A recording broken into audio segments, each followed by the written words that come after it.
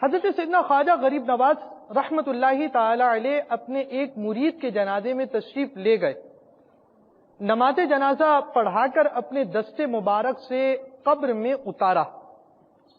حضرت سیدنا بختیار کاکی علیہ رحمت اللہ الباقی فرماتے ہیں تدفین کے بعد تقریباً سارے لوگ چلے گئے مگر حضور خواجہ غریب نواز رحمت اللہ تعالی علیہ اس کی قبر پر تشریف فرما رہے. اچانک آپ رحمت اللہ تعالی علیہ ایک دم غمگین ہو گئے. کچھ دیر کے بعد آپ رحمت اللہ تعالی علیہ کی زبان پر الحمدللہ رب العالمین جاری ہوا اور آپ مطمئن ہو گئے. میرے استفسار پر فرمایا میرے اس مرید پر عذاب کے فرشتے آ پہنچے جس پر میں پریشان ہو گیا. اتنے میں میرے مرشد گرامی حضرت سیدنا خواجہ عثمان ہرونی علیہ رحمت اللہ الغنی تشریف لائے اور فرشتوں سے اس کی سفارش کرتے ہوئے فرمایا اے فرشتوں یہ بندہ میرے مرید معین الدین رحمت اللہ تعالی علیہ کا مرید ہے اس کو چھوڑ دو. فرشتے کہنے لگے یہ بہت ہی گناہگار شخص تھا. ابھی یہ گفتگو جاری ہی تھی کہ غیب سے آواز آئی اے فرشتوں ہم نے عثمان ہرونی کے صدقے معین الدین چشتی کے مرید کو بخش دیا.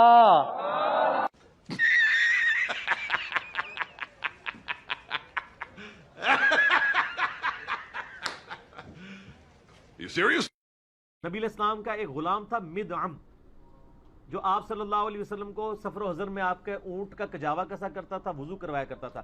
جب مر گیا تو صحابہ نے کہا یہ تو سیدھا جنتی ہے. آپ فرمایا تم جنت کی بشارت دے رہے ہو, حالانکہ مجھے اللہ نے دکھایا کہ اس نے مال غنیمت کی ایک چادر چوری کی تھی جو آگ کی بنا کے اس کے اوپر ڈال دی گئی ہے. تو صحابہ کرام گھروں کو دوڑے. اگر کسی نے ایک رسی کا ٹکڑا بھی اٹھایا ہوا تھا نا, یہ نہیں کہ یہ خیر ہے یہ لے جاؤں, وہ واپس جمع کروا دیا.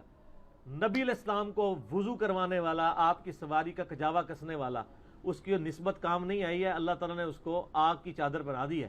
وہ چادر تو آپ اور میں تو اس کو اولیاء اللہ ہی سمجھتے ہیں نا, ٹھیک ہے نا. تو یہ اتنا آسان معاملے نہیں ہے جتنے لوگ سمجھ رہے ہوتے ہیں. صحیح بخاری میں حدیث ہے, ام العلا کہتی ہیں کہ عثمان بن مظعون رضی اللہ تعالیٰ عنہ ایک بوڑھے صحابی تھے, بیمار ہو گئے تو میں ان کی خدمت کرتی تھی. جب وہ فوت ہو گئے تو میں نے کہا کہ اے عثمان اللہ کے ہاں تو تیرے لیے جنت ہے. تو نبی علیہ السلام پاس کھڑے تھے تو آپ نے فرمایا تجھے کس نے کہہ دیا؟ ہائے ہائے ہائے ہائے. آپ فرمایا حالانکہ میں اللہ کا رسول ہوں مجھے نہیں پتا میرے ساتھ کیا ہونا ہے. یہ بخاری کے الفاظ ہیں. تو ام العلا کہتی ہے اس دن کے بعد میں نے تہیہ کر لیا کہ میں کبھی کسی کے بارے میں نہیں کہوں گی کہ یہ جنتی ہے. وہ کہتے ہیں جی ہم سارے مریدوں کو ساتھ لے جائیں گے, ہم ان کی جنت کی گارنٹی اٹھاتے ہیں. ان کہتے ہیں یہ شان ہے. اس سے بڑا کوئی تکبر ہے کہ کوئی شخص کہ میں سب کو جنت میں لے جاؤں گا, اور اس کو یہ شرم بھی نہ ہے کہ بخاری مسلم میں حدیث ہے کہ میری بیٹی فاطمہ میرے مال سے جو کچھ لینا ہے وہ لے لے, اگر اللہ نے تجھے پکڑ لیا تو میں بھی نہیں چھڑا پاؤں گا. جنتی عورتوں کی سردار کو نبی اسلام یہ کہہ رہے ہیں. اصل میں ان کو نہیں کہہ رہے تھے, آپ کو کہہ رہے تھے کہ تم لوگ کس جو ہے وہ کھیت کی مولی ہو, باغ کی نہیں. مولی کھیت کے اندر ہوتی ہے. اتنی اکڑ ہے تمہارے اندر. تو یہ متکبرین یہ جملے بول سکتے ہیں, اور جب جن کے جتنے بڑے جملے ہوتے ہیں کہتے ہیں اتنی اونچی شان ہے. صحیح مسلم میں حدیث ہے, آپ علیہ السلام فرمایا میں نے ارادہ کیا کہ میں اللہ سے دعا کروں کہ تمہیں عذاب قبر سنوا دے. دکھانے والی تو کہانی ختم سر, سنوا دے. لیکن مجھے ڈر ہوا کہ اگر تم نے عذاب قبر سن لیا تم اپنے مردوں کو دفنا نہیں چھوڑ دو. ایسی خشیت تم پہ تاری ہو. لیکن یہ اللہ تعالیٰ نے سب کچھ پردے میں رکھا ہوا ہے سر. صحیح بخاری میں حدیث ہے کہ میت جو ہے وہ چارپائی پہ کلام کرتی ہے. نیک میت کہتی ہے مجھے جلدی جلدی میری جگہ کی طرف لے چلو, اور جو بری میت ہے وہ چیخو پکار کرتی ہے کہ مجھے کہاں لے کر جا رہے ہو. اور نبی علیہ السلام کے الفاظ ہیں صحیح بخاری میں کہ زمین و آسمان کی ہر مخلوق اس کی چیخیں سنتی ہے سوائے جنوں اور انسانوں کے, کیونکہ جنوں اور انسانوں کو اللہ تعالیٰ نے غیب کے پردے میں یہ چیزیں رکھی ہیں نا, اسی کے اوپر تو جنت ہے. ان الذین یخشون ربهم بالغیب لہم مغفرۃ واجر کبیر. جو لوگ بن دیکھے اپنے رب سے ڈرتے ہیں ان کے لیے مغفرت ہے اور اجر کبیر ہے.